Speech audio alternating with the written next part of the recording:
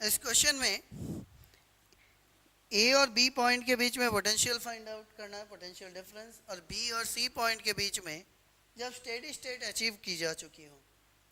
तो इस particular figure में अगर हम ऑब्जर्व करें तो ये बाकी सारे कैपेसिटर है। जब स्टेडी स्टेट अचीव होगी तब कैपेसिटर फुल्ली चार्ज होगा, कोई करंट फ्लो नहीं होगा। कोई करंट फ्लो नहीं होगा तो इन रेजिस्टर के अक्रॉस जो पोटेंशियल ड्रॉप है वो ज़ीरो होगा, क्योंकि कोई करंट नहीं है, रेजिस्टर के अक्रॉस कोई पोटेंशियल ड्रॉप नहीं होगा। अब यहाँ पर हम ये देखें कि ये 3 माइक्रोफैरड ये पैरेलल में कनेक्टेड है। So this equivalent become 6 microfarad. ये 1 माइक्रोफैरड पैरेलल में कनेक्टेड है, तो इक्विवेलेंट बिकम्स 2 माइक्रोफैरड।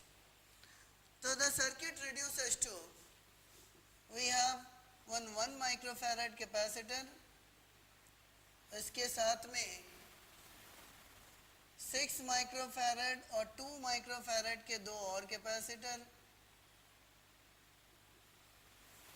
और एक 100 वोल्ट की बैटरी।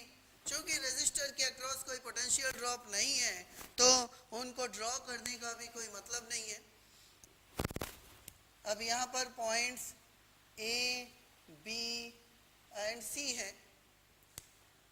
चूंकि 6 माइक्रोफैरड और 2 माइक्रोफैरड ये सीरीज में कनेक्टेड है तो इन पे चार्ज जो होगा वो इक्वल होगा। Let the amount of charge be Q on each. अगर हम ए पॉइंट से स्टार्ट करें और इस लूप में किरचॉफ अप्लाई करें तो you can write minus Q by 6 minus Q by 2 plus 100 is equal to 0।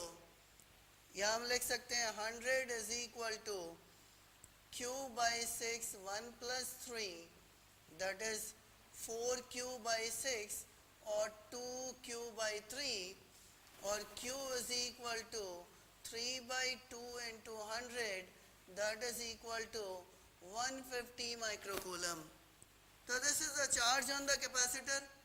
अब अगर हम ए और बी पॉइंट पे पोटेंशियल डिफरेंस फाइंड आउट करें तो लिखें V A minus Q by 6 is equal to V B, या ऐसे लिखें V A minus V B is equal to Q by 6 that is equal to 150 microcoulomb by 6 microfarad that is equal to 25 volt.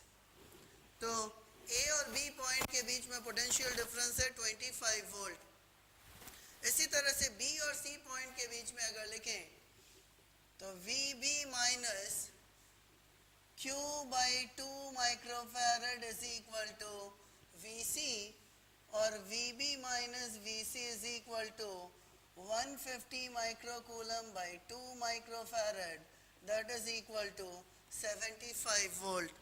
तो VA minus VB is 25 volt, जबकि VB minus VC है 75 volt.